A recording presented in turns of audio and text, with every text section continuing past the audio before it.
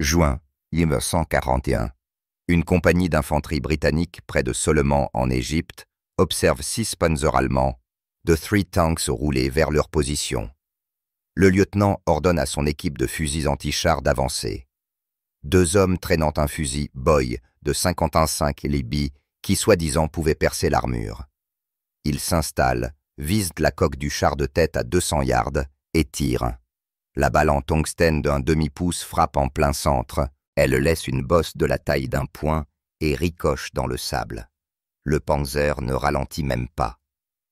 4 minutes plus tard, toute cette compagnie est soit morte, soit en fuite. Ce n'était pas un incident isolé. C'était l'expérience standard des fantassins alliés. De 1939 au début de 1942, l'ingénierie blindée allemande avait fait un bond en avant par rapport à tout ce que les Alliés pouvaient emporter au combat. Le Panzer III était doté de 50 mm de blindage frontal. Le Panzer IV en avait 80. Les Tiger I qui ont commencé à apparaître à la fin de 1942 entraient en combat avec 100 mm d'acier durci protégeant leur équipage. Et les fantassins alliés n'avaient pratiquement rien qui puisse les arrêter. Parlons de ce qu'ils avaient réellement. Le fusil anti-char Boy, réponse principale de la Grande-Bretagne aux véhicules blindés, pouvait dans des conditions parfaites pénétrer 21 mm d'armure à 100 yards. Conditions parfaites signifiait angle plat, pas de pente, le bon type d'acier. Les conditions de combat n'étaient jamais parfaites. Le fusil pesait autant que l'équipement complet de 2 hommes, reculait assez fort pour se casser des clavicules et nécessitait 2 soldats pour être utilisé. Plus important encore, il ne pouvait pas arrêter de façon fiable quoi que ce soit de plus lourd qu'une voiture blindée légère. En 1941, les Américains étaient dans une situation pire. Lorsque l'armée américaine entra en guerre, leur arme anti-char était la mitrailleuse calibre .50 M2 Browning. C'était la même arme montée sur des semi-chenillés et des avions. Contre un Panzer IV en mouvement, elle était à peu près aussi efficace que de lancer des pierres. Certaines unités d'infanterie portaient des sticky bombs, des dispositifs que l'on était censé courir coller à un char à la main. Le taux de survie des soldats tentant cette manœuvre était à peu près ce qu'on attendrait de quelqu'un sprintant vers une plateforme de mitrailleuse de 30 tonneaux. Les Britanniques ont essayé le Pat Projector Infantry Anti-Tank, qui lançait une bombe de 2 livres à l'aide d'un énorme ressort. Il avait une portée effective d'environ 100 yards, nécessitait 40 labs de force et ratait fréquemment de pénétrer même quand il frappait. Un sergent britannique en Afrique du Nord l'a décrit comme un tuyau d'évacuation chargé d'espoir. Les Français avaient le lance-grenade Brandt ML-1535. Les Soviétiques utilisaient des grenades anti-chars qui obligeaient les soldats à se rapprocher, à portée de lancer 20 à 30 yards de machines hérissées de mitrailleuses. Voici ce qui rendait la situation réellement terrifiante pour les commandants alliés. La doctrine du blindé changeait, la philosophie tactique allemande en 1941 se centrant sur l'arme combinée. Des chars appuyés par l'infanterie et l'artillerie avançant tous ensemble. Quand une division Panzer attaquait votre position, vous ne pouviez pas simplement vous cacher et attendre que vos propres chars arrivent. Vos chars étaient probablement en flammes à 3 miles en arrière. Vous aviez besoin de quelque chose qu'un fantassin de 19 ans pouvait porter visé et tirer, avant que le mitrailleur du Panzer ne le coupe en 2. Quelque chose qui pénétrerait réellement l'armure et arrêterait le char. Vers la fin de 1941, après avoir vu des divisions entières s'effondrer sous des assauts blindés allemands en France, en Afrique du Nord et en Union soviétique, les départements de guerre alliés recevaient le même message désespéré de tous les théâtres. Donnez-nous quelque chose de portable qui tue les chars ou nous allons perdre cette guerre compagnie d'infanterie brisée après compagnie d'infanterie. Les rapports de pertes rendaient les calculs brutalement clairs. Pendant la bataille de France en 1940, l'armure allemande a déchiqueté les lignes défensives, alliées précisément parce que les fantassins n'avaient pas de réponse efficace aux chars. Le problème n'était pas la tactique ni le courage. Le problème était la physique. Les fantassins apportait une pénétration de 20 mm pour un combat contre 80 mm d'armure. Et c'était la situation à laquelle faisait face l'arsenal de l'armée américaine au début de 1942.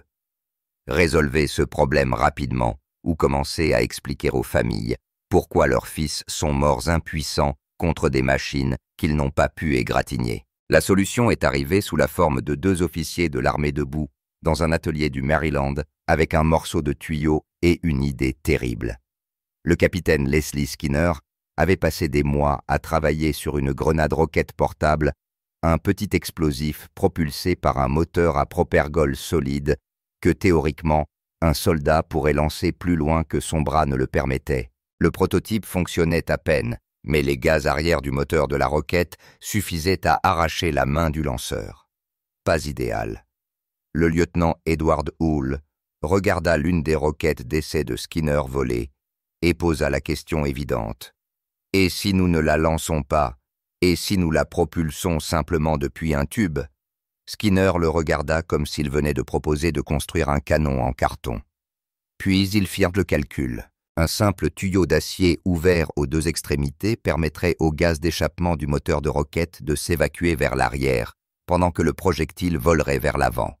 L'opérateur se tiendrait derrière le tube, viserait, tirerait, et si tout fonctionnait, resterait en vie.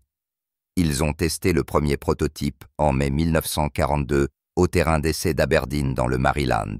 Poole a attrapé un morceau de tuyau dans une décharge, l'a mesuré pour qu'il corresponde au diamètre de la roquette et a bouché une extrémité avec un bouchon de bois percé d'un petit trou pour le fil de mise à feu électrique.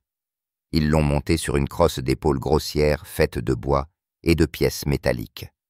L'ensemble ressemblait à quelque chose qu'un mécanicien aurait soudé pendant la pause déjeuner parce que c'est essentiellement ce que c'était. Le premier tir d'essai a parcouru 60 yards et a touché à 10 futées du point visé. Le deuxième tir a fait 50 yards et a dévié de 15 futées sur la gauche. Le troisième a basculé bout à bout et a atterri à 45 idées en deçà. Mais voici ce qui comptait. Le tube n'a pas explosé. L'opérateur n'est pas mort. Et le moteur de la roquette a généré suffisamment de vitesse pour potentiellement endommager un char.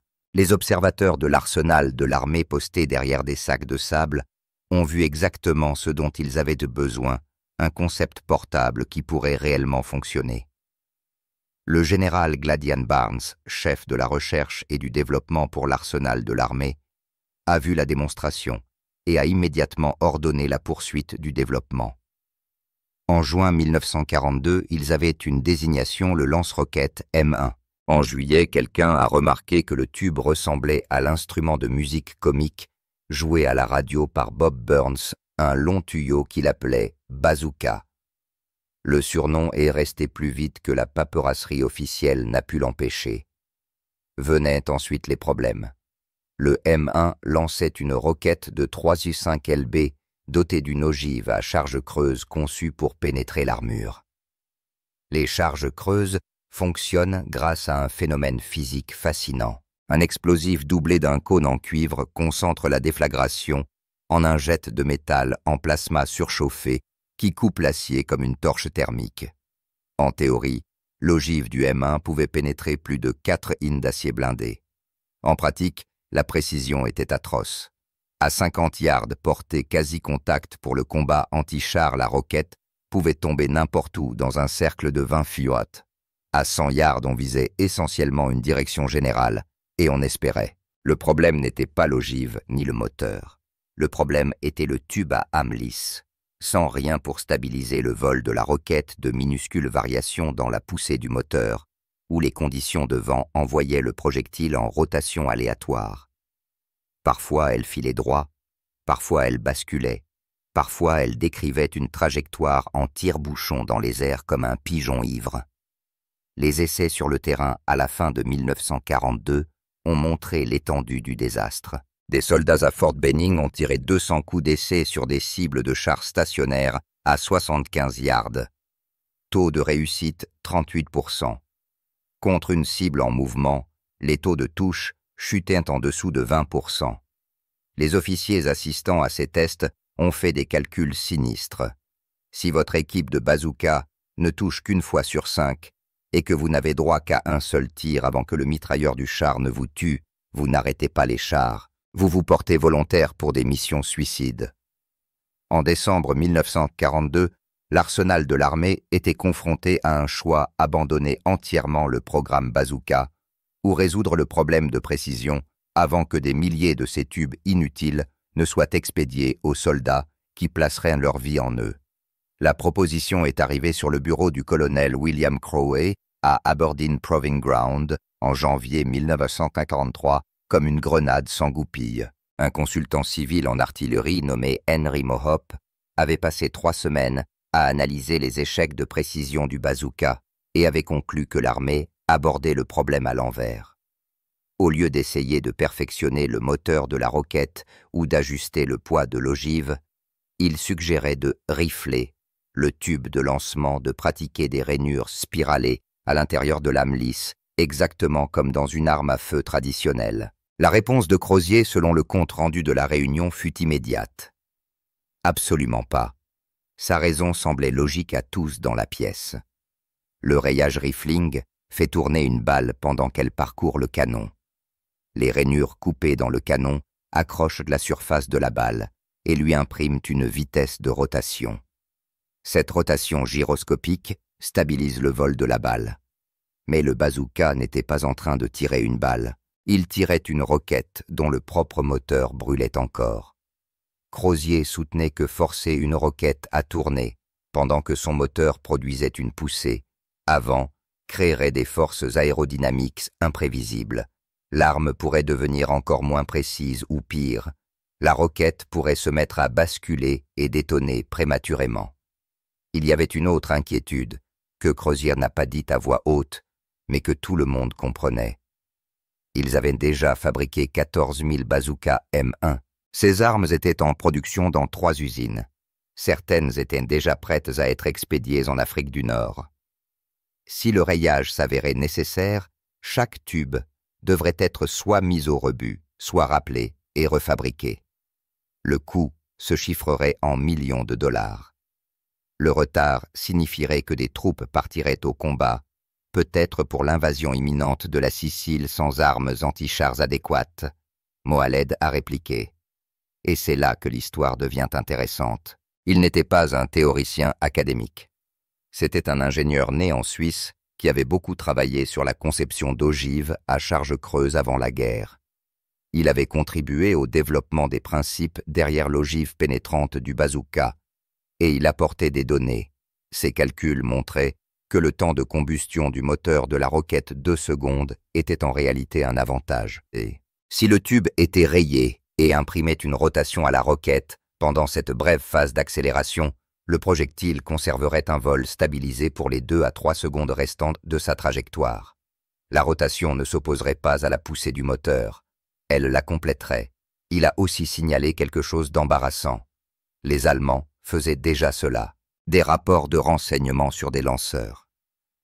Panzerschreck, capturer la copie allemande réingénierée des bazookas américains saisis, montrait que les Allemands avaient ajouté du rayage à leurs tubes et que leur précision était sensiblement meilleure que celle de l'original américain. La réunion s'est terminée avec Crozier refusant la proposition. Son rejet écrit invoquait des données de test insuffisantes et un risque de modification inacceptable pour l'armement approuvé. En langage bureaucratique militaire, cela signifiait « Nous ne parions pas sur votre théorie quand nous disposons d'un modèle opérationnel, même si ce modèle fonctionne mal. » Mohope avait une carte en réserve. Il connaissait le capitaine Skinner grâce à des travaux antérieurs sur les charges creuses. Skinner, malgré son statut militaire, avait la réputation de pousser des solutions non conventionnelles. Plus important encore, Skinner avait la confiance du général Barnes. Mohope a donc fait ce que les ingénieurs frustrés font depuis l'invention de l'ingénierie. Il a contourné les voies officielles. En une semaine, Skinner avait organisé pour que Mohope expose directement son argument à Barnes. Le général a écouté 15 minutes d'explications sur la stabilité gyroscopique, la physique des moteurs fusées et les rapports de renseignement allemands. Puis il a pris une décision qui allait remodeler la doctrine anti-char américaine.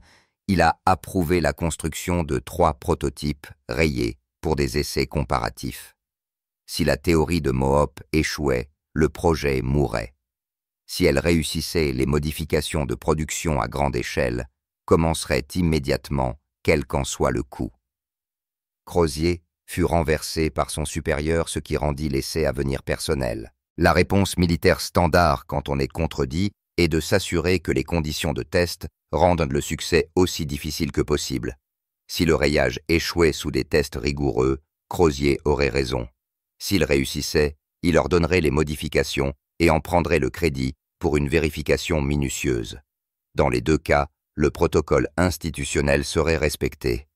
La date d'essai fut fixée au 28 janvier 1943. Aberdeen Proving Ground. Plaque de blindage de Panzer IV capturée. 20 tirs avec des bazookas à Amlis standard. 20 tirs avec les prototypes rayés de Mohope. Tout mesuré, documenté, témoin. Avant d'en arriver à ce matin gelé d'Aberdeen, il faut comprendre pourquoi faire tourner une roquette la ferait traverser 8 tonnes d'acier au lieu de 4. La physique ici devient fascinante, et ce n'est pas ce que la plupart des gens imaginent. D'abord parlons de ce qui se passe quand une ogive à charge creuse frappe un blindage. L'ogive contient une charge explosive derrière un cône en cuivre. Imaginez un cornet de glace en cuivre, la pointe orientée vers l'explosif. Quand l'ogive détonne, l'onde explosive fait s'effondrer ce cône de cuivre vers l'intérieur à des vitesses dépassant 20 000 fûts par seconde. Cet effondrement convertit le cuivre en un jet de plasma métallique, surchauffé un flux si énergétique qu'il se comporte plus comme un fluide que comme un solide. Ce jet, voyageant à environ Mach 25, frappe l'armure et essentially la traverse, créant un canal de pénétration étroit mais profond. Voici la partie cruciale. Le jet se forme en microsecondes, environ 20 millionièmes de seconde après la détonation. La géométrie doit être parfaite. Si l'ogive frappe avec un angle même de 15 degrés hors de la perpendiculaire, la pénétration baisse de 30%. À 30 degrés d'écart, vous pourriez ne rien pénétrer du tout. Le jet se forme, mais se disperse sur la surface du blindage au lieu de le traverser. C'est pourquoi la précision des bazookas à Amlis était un tel désastre. Une roquette qui papillonne dans les airs pouvait heurter le char de côté, le nez relevé, ou sous n'importe quelle orientation aléatoire. Même lorsqu'elle touchait, elle échouait souvent à pénétrer correctement. Ajoutez maintenant la rotation. Un tube rayé imprime à la roquette environ 2000 rotations par minute lors du lancement. Cette vitesse de rotation crée une stabilité gyroscopique par des principes physiques de base, le même principe qui maintient une toupie droite. Un objet en rotation résiste au changement de son axe de rotation. Pour la roquette du bazooka, cela signifiait qu'une fois sortie du tube en direction de la cible, elle restait orientée vers la cible pendant tout son vol. Pas de basculement, pas d'oscillation, pas de changement d'orientation aléatoire, mais Mohope avait compris quelque chose de plus profond. La rotation ne stabilisait pas seulement la trajectoire de la roquette. Elle stabilisait la formation du jet de la charge creuse elle-même.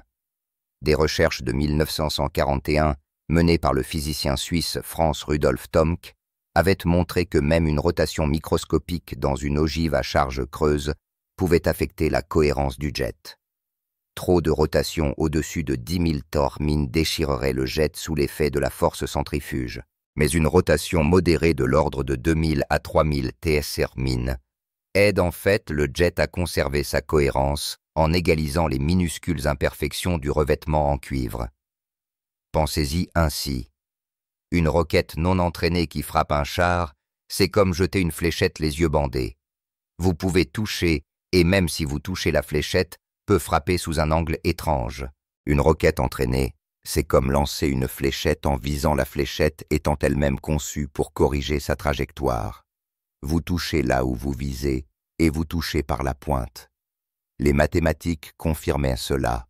Les calculs de Mohawk prédisaient que des roquettes lancées depuis des tubes rayés conserveraient une orientation nez en avant dans un intervalle de plus d'1 par rapport à leur axe de lancement sur un vol de 100 yards. Cela signifiait que le jet de la charge creuse se formeraient perpendiculairement à la surface d'armure, presque à chaque fois maximisant la pénétration. Les roquettes à âme lisse touchaient avec des variations d'angle allant jusqu'à 45 degrés, ce qui expliquait pourquoi les résultats de pénétration étaient si incohérents. Il y eut aussi un effet secondaire que personne n'avait prévu au départ. Les rainures des tubes rayés créaient un léger joint de gaz pendant l'accélération de la roquette. Ce joint signifiait que davantage de pression des gaz d'échappement du moteur poussait la roquette vers l'avant au lieu de s'échapper autour d'elle. La vitesse augmentait d'environ 8% de 280 ft à un peu plus de 300 ft. Cette vitesse supplémentaire se traduisait par une force d'impact plus élevée et une pénétration légèrement meilleure, même avant la détonation de la charge creuse. Donc la promesse était la suivante. Le rayage offrirait des impacts constants, nés en avant à plus haute vitesse, générant des jets de charge creuse parfaitement formés, frappant perpendiculairement l'armure, ce qui devrait en théorie produire une profondeur de pénétration de 8 in à 50 yards. C'était le double de ce que les bazookas à âme lisse atteignaient lors de leur meilleur tir. Et plus important encore, ce serait reproductible. Chaque tir même résultat. La théorie est belle. Les essais sont l'endroit où les théories meurent. Le 28 janvier 1943, arriva glacial à l'Aberdeen Proving Ground. Température à 060-899 dégâts. 18 de GF, avec des rafales atteignant 21 mètres à barre, venant de la baie de Chesapeake. Le genre de froid qui brûle les mains sur le métal et transforme votre souffle en brouillard. Pas des conditions idéales pour tester des armes expérimentales, mais l'invasion de la Sicile était programmée pour l'été. Et si ces bazookas rayés devaient partir avec les forces d'assaut, les essais ne pouvaient pas attendre une météo plus clémente. L'installation du pas de tir était simple et brutale. À 200 yi des ingénieurs avaient monté 10 plaques de blindage allemandes capturées sur des cadres en bois de véritables sections de coque de Panzer IV saisies en Afrique du Nord. Chaque plaque mesurait 80 mm d'épaisseur, le blindage frontal standard qui renvoyait la plupart des armes anti-chars alliées. Derrière chaque plaque, ils avaient placé des blocs d'argile pour capter le jet de la charge creuse et mesurer la profondeur de pénétration. À côté des plaques blindées se tenaient des plaques d'acier standard à épaisseur graduée contre une 5, une 6, une 7, une 8, in. Celle-ci déterminerait la capacité de pénétration maximale. L'abri d'observation contenait 15 officiers et ingénieurs, dont le colonel Crozier, le général Barnes, le capitaine Skinner et Henry Mohawk. Le protocole exigeait des témoins officiels pour tout essai susceptible de modifier l'armement approuvé. Plusieurs spécialistes balistiques d'Aberdeen assistaient pour vérifier les mesures. Une sténographe notait tout. L'atmosphère, selon le récit ultérieur de Skinner, était suffisamment tendue pour se rompre. Le protocole d'essai était simple. 20 tirs avec des bazookas M1 à âme lisse standard à 50 yards suivis de 20 tirs avec les prototypes rayés de Mohawk à la même distance. 3 opérateurs différents pour chaque type d'arme afin d'éliminer le biais lié à l'habileté du tireur. Les cibles seraient mesurées après chaque série de 5 tirs. Taux de touche, profondeur de pénétration et qualité de formation du jet seraient tous documentés. D'abord, la référence à âme lisse. L'opérateur, un sergent du détachement d'essai d'Aberdeen, épaula le M1 standard, visa la première plaque de Panzer et tira. La roquette quitta le tube avec le whoosh familier, traînant une fumée blanche. Elle frappa la plaque à 2 fûts à gauche du centre, avec un bruit sec. Les ingénieurs en aval examinèrent l'impact profondeur de pénétration de 3-8 in dans l'argile de support. Correct mais insuffisant pour atteindre le compartiment de l'équipage d'un Panzer. Tir numéro 2, 4-1 in. Tir numéro 3, raté, la roquette passa largement à droite. Exactement le problème de précision qui rendait cet essai nécessaire. Tir 4, 3, 5 in. Tir 5, 4 in. Le motif qui se dessinait était l'incohérence. Même quand les roquettes touchaient de la pénétration, variaient d'environ 1 pouce selon l'angle d'impact et la qualité de formation du jet. Au 15e tir du groupe à Amlis, les résultats étaient clairs. 11 touches sur 15 tentatives pénétration, allant de 3-2 à 4-6 in moyenne, autour de 3-9 in. Les 4 ratés à 50 yards, la portée quasi-contact, pour tuer un char en disait long. Une roquette avait tellement basculé qu'elle avait frappé la plaque de côté et n'avait pas détonné correctement. Ces chiffres correspondaient aux données d'essai sur le terrain. Ils confirmaient aussi ce que tout le monde savait déjà, le bazooka à Amlis n'était au mieux que marginalement efficace. Les prototypes rayés sont arrivés ensuite. Mohop avait fabriqué 3 tubes avec des rainures en spirale coupées, selon un pas de 1 sur 16, soit une rotation complète tous les 16 pouces de longueur de tube. Les rainures étaient peu profondes, à peine 0,03 pouces, environ 30 millièmes de pouce, juste assez pour accrocher le corps de la roquette et lui imprimer une rotation sans créer de frottement excessif. Premier tir avec un tube rayé, impact en plein centre pénétration, 7-2 in. Les ingénieurs en aval annoncèrent la mesure et l'abri d'observation se tut. Deuxième tir, 7-4 in. Troisième, 6-9 in. Quatrième, 7-1 in. Cinquième, 7-3 in. Chaque roquette volait droit, frappée par la pointe, pénétrant presque le double de la moyenne des tubes à Amlis. Crozier demanda une pause pour que les ingénieurs vérifient la méthodologie de mesure. Ils remesurèrent chaque impact des tubes rayés. Les chiffres restèrent les mêmes. Les essais reprirent. Le 15e tir avec le bazooka rayé toucha la plaque d'essai la plus épaisse, puis une d'armure homogène laminée, l'équivalent de la protection frontale d'un Tiger Wing. La roquette frappa en plein centre, détonna, et projetant un spray de métal en fusion à travers la fente d'observation du bunker d'essai situé à 300 yards. L'équipe, au pas de tir, attendit 30 secondes que la plaque refroidisse suffisamment pour s'en approcher, puis rappela la mesure. Pénétration complète. Le jet de la charge creuse avait traversé les 8 in et pénétré dans l'argile de soutien derrière la plaque. Profondeur de pénétration dans l'argile. 2-3 in au-delà de la face de la plaque. Le général Barnes se leva de sa position d'observation. Selon le rapport officiel d'essai déposé plus tard ce jour-là, il prononça 5 mots. « Faites les 5 tirs suivants ».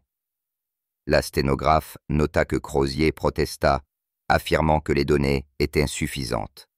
Barnes le passa outre. Les essais continuèrent. Les tirs 16 à 20 produisirent des résultats qui firent vérifier leurs instruments 2 fois aux spécialistes balistiques d'Aberdeen. 7 watt in watt 0 in 8 1 in 7 6 in 7 9 in watt 0 in. Aucun tir n'a pénétré moins de 7-6 in. Aucun tir n'a manqué la plaque cible. La constance fut ce qui choqua tous les observateurs. La pénétration des tubes à Amlis variait de 1-4 in sur 15 impacts réussis, soit une variation de 36%. La pénétration des rayés variait de 0,5 in sur 20 tirs, soit 6%. On pouvait prévoir ce que ferait un bazooka rayé. On pouvait lui faire confiance. Les observateurs descendirent au pas de tir après le tir final pour examiner de près les plaques blindées. Chaque impact de tube rayé présentait le même motif distinctif, un trou d'entrée circulaire d'environ 2 in de diamètre parfaitement perpendiculaire à la surface de la plaque au bord net, indiquant que le jet de la charge creuse s'était formé correctement et avait pénétré sans déviation. Les impacts des tubes à Amlis avaient un aspect différent, trous irréguliers, certains montrant des preuves de déviation du jet ou de pénétration partielle, plusieurs présentant des impacts latéraux où la roquette avait frappé sous un angle. De retour dans l'abri d'observation, l'équipe balistique compilait les chiffres finaux, tandis que tout le monde attendait. Les données furent dévastatrices pour le design à Amlis. Probabilité de toucher à 50 yards Amlis, 73%, rayé 100%. Pénétration moyenne. Amlis, 3. 9 in raillés. 7. 7 in. Pénétration maximale confirmée. Âme lisse. 4. 6 in raillés. 8. 1 in. Indice de constance, une mesure statistique de la déviation des résultats. L'âme lisse échouait aux normes acceptables. Le rayé dépassait toutes les exigences. Mais voici le chiffre qui comptait le plus pour les officiers d'infanterie, probabilité de neutraliser le blindage frontal de 80 mm d'un Panzer IV. Bazooka à âme lisse, environ 15%, en prenant en compte la probabilité de toucher et les échecs de pénétration. Bazooka rayé, 97%. Un soldat équipé d'un bazooka rayé pouvait tuer de façon fiable le char allemand le plus courant qu'il rencontrerait. Un soldat équipé d'un bazooka à âme lisse mourrait en essayant. Le général Barnes convoqua immédiatement une réunion décisionnelle au quartier général d'Aberdeen. Étaient présents Crozier Skinner Mohope, 3 officiers de production d'armement et 2 commandants de la logistique. La réunion dura 45 minutes. La question n'était pas d'adopter le rayage. Les données d'essai rendaient cette décision automatique. La question était la rapidité à laquelle on pouvait retrofiter la production existante, et s'il fallait rappeler les bazookas déjà sur le terrain. Les responsables de la production rapportèrent que le rayage des tubes existants nécessiterait des machines spécialisées, mais restait mécaniquement simple. Chaque tube devrait passer dans une machine à rayures, essentiellement une perceuse industrielle, avec des têtes de coupe qui taillent les rainures spiralées en une seule opération. Temps par tube, environ 8 minutes. Coût par tube, $12 pour le temps machine et l'inspection. Avec 3 usines effectuant les opérations de rayage en parallèle, ils pouvaient convertir l'inventaire existant en 6 semaines. Les officiers logistiques annoncèrent ensuite la nouvelle compliquée. 14 000 bazookas M1 avaient été fabriqués. 8 000 se trouvaient encore en stock sur le territoire national et pouvaient être rayés avant expédition. 6 000 avaient déjà été déployés, 3 000 en Afrique du Nord, 2 000 dans le théâtre du Pacifique, 1 000 dans des bases d'entraînement en Angleterre. Le rappel des armes déployées pour modification aurait créé un vide où les unités de première ligne se seraient retrouvées sans aucune capacité anti-char pendant 2 à 3 mois, le temps que les armes renvoyées soient modifiées puis réexpédiées. Barnes prit la décision en quelques minutes. Raya tout l'inventaire national immédiatement. Commencer la fabrication de nouveaux tubes avec le rayage déjà usiné et développer un kit de modification sur le terrain pour les armes déployées. Les premiers bazookas rayés arrivèrent aux unités de combat en avril 1943, juste à temps pour la Tunisie. La première division blindée reçut 200 lanceurs M1. Un modifié, nouvelle désignation des tubes rayés lors de la poussée finale contre les forces allemandes près de Bizerte.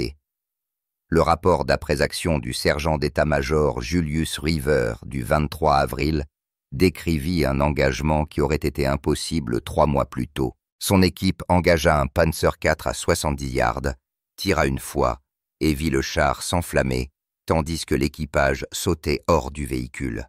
Premier tir tué total. Il écrivit que ces hommes n'en revenaient pas que la foutue chose ait réellement fonctionné comme promis. En juin, la production était entièrement passée au modèle rayé, le lanceur de roquettes M9, une version améliorée avec de meilleurs organes de visée et un tube en 2 pièces pour faciliter le transport sorti des chaînes avec le rayage en standard.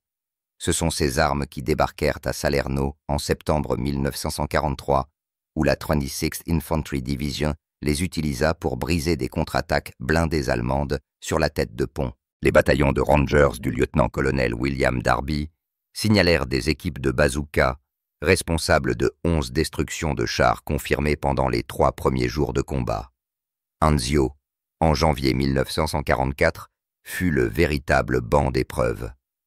Les forces allemandes jetèrent tout ce qu'elles avaient sur la tête de pont alliés, y compris les lourds tanks Tiger, que les anciens bazookas n'avaient pas réussi à entamer. Mais la capacité de pénétration de 8 in du M9 signifiait que même les Tiger étaient vulnérables si vous touchiez le flanc ou le pont arrière.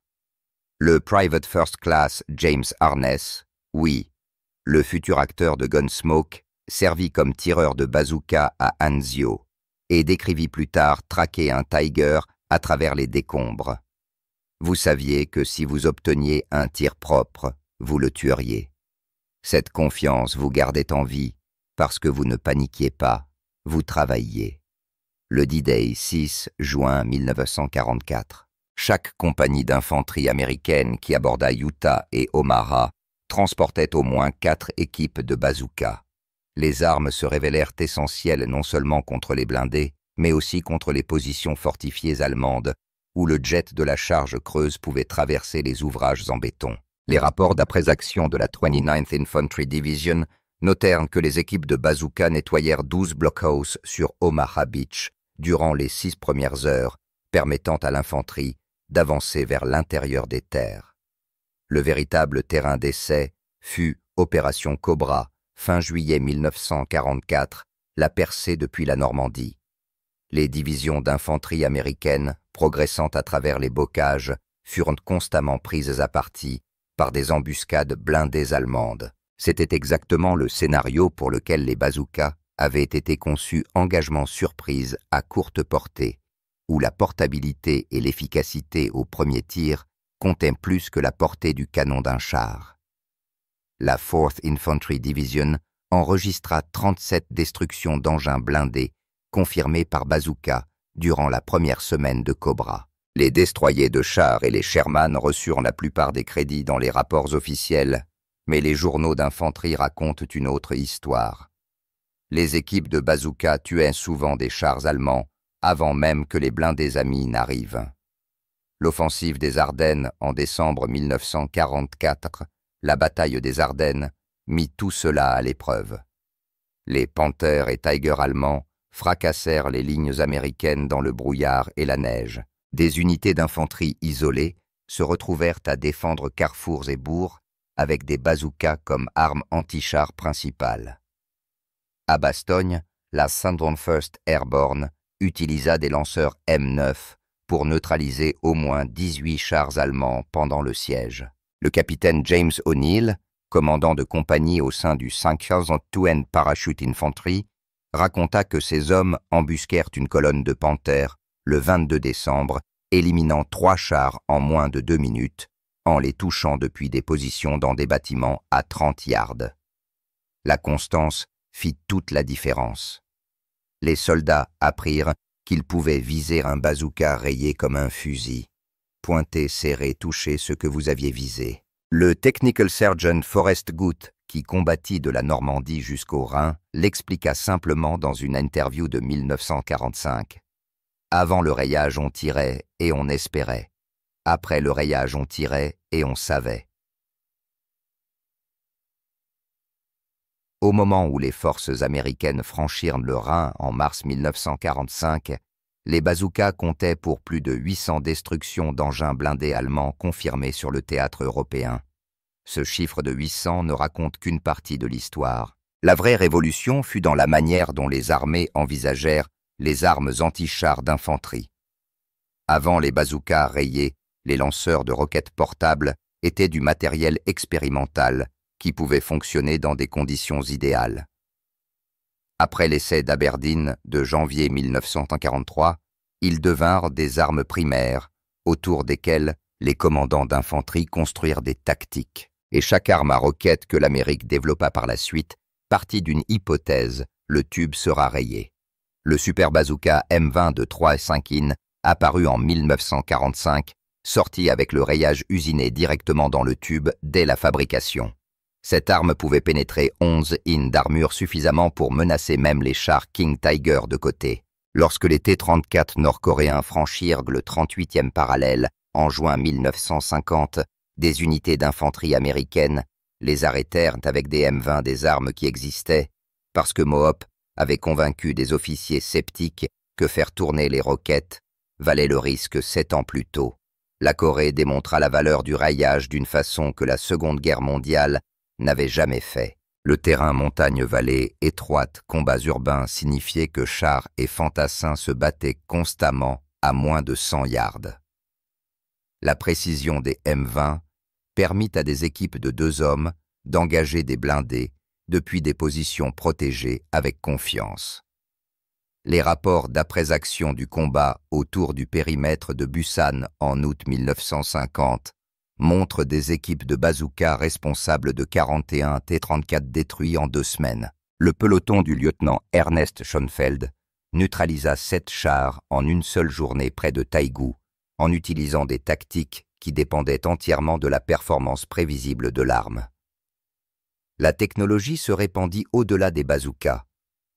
Quand l'armée développa le M72 Lobo, arme anti-char légère, en 1963, les concepteurs inclurent des tubes pré-rayés dans le design jetable.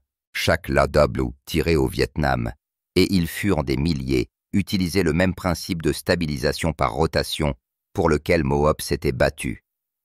Le système de missiles anti-char Dragon, déployé en 1975, combina lancement rayé et guidage par fil.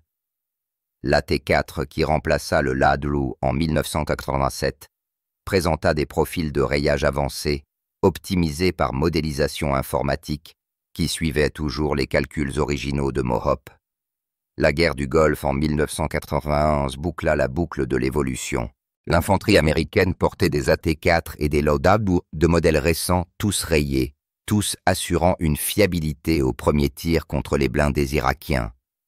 Mais il portait aussi du nouveau, le M47 Dragon 2, un tube rayé lançant un missile guidé, capable de détruire des chars à 1000 yards. Le système de guidage était une technologie moderne, le tube de lancement rayé, garantissant que le missile commençait son vol de manière stable. Et en vérité, c'était une technologie de 1943 que personne n'avait trouvé de raison de changer.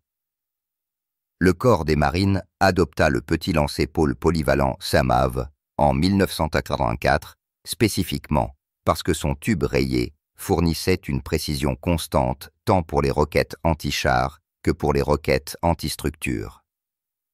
Les Navy SEALs utilisèrent de petits exemplaires en Irak et en Afghanistan pendant près de 3 décennies.